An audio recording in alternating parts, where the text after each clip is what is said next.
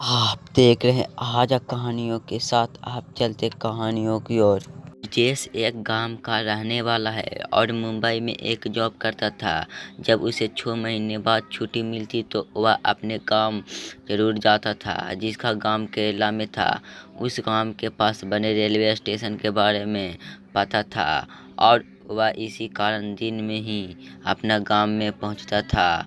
एक दिन अचानक उसे ऑफिस के काम में केरला जाना था और उसकी रात को ही 8 बजे की ट्रेन थी। फिर वह निकल पड़ा रेलवे स्टेशन की ओर। रेलवे स्टेशन पहुंचा कर उसे रेलवे भी सही समय पर मिल गई। वह काम करके इतना थका हुआ था कि उसे पता भी नहीं चला कि उसे नींद कब आएगी। तकरीबन रात के 10 बजे खो गए कि रास्ते में टीटी टिकट चेक करने के लिए उसी डिब्बे में आ गया और ब्रजेश को उठाया। तो उसके जब उसकी टिकट को चेक किया तो टीटी ने उसे कहा कि तुम्हारे सीट 52 की जगह 53 में है। तो वह डर गया और टिकट चेक करने लगा तो देखा टिकट 52 की ही नहीं 53 की थी। ब्रजेश ने अपना सामान उठाया और 53 की ही डिब्बे में चला गया। जब उसने अपनी सीट देखी तो उसकी सीट एक आदमी बैठा था। ब्रजेश के कहने पर उसने अपना सामान उठाया और एक तरफ खड़ा हो गया। विष्णु ने अपना कपड़े रख कर सोने ही वाला था, तभी वह आदमी बोल पड़ा, आराम से सोएंगे। जब ट्रेन केरला के रेलवे स्टेशन से 40 किलोमीटर पीछे थी तो उसे एक लड़की और एक आदमी का साया परेशान करने लगा। उसे लगा कि वह आदमी चलती ट्रेन के कूद गया और लड़की चलती हुई रो रही थी और उसके बाद उसे बुरा सामने आने लगे। वह उठकर बैठ गया और उसे कुछ भी समझ नहीं आ रहा था। कुछ समय बाद जब रेल स्टेशन पर पहुंची तो उसी एक अनाउंसमेंट में लड़की बोलती हुई सुनाई दी तो उसकी जान में जान आ गई। उसके बाद वह ट्रेन से उतर गया। जब रेल स्टेशन से निकल गई तो वह उसे दूर तक देखता रहा।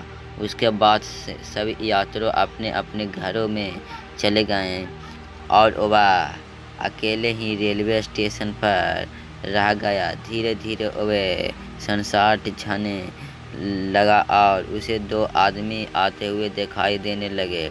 जब वह रोशनी सामने आया तो उसमें से एक औरत और एक बूढ़ा आदमी था।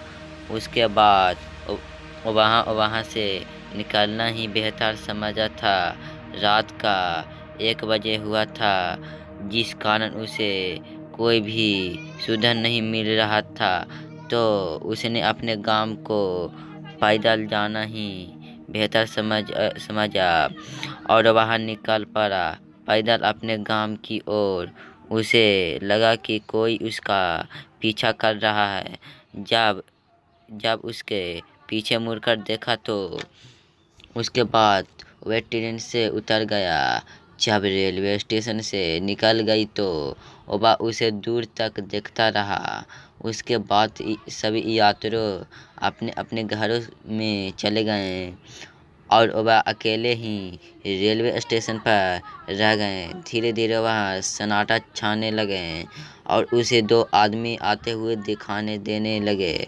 जब वे रोशनी के सामने आए तो उसमें से एक औरत और एक बूढ़ा आदमी था। उसका बाद वहाँ से निकाला ही बेहतर समझता।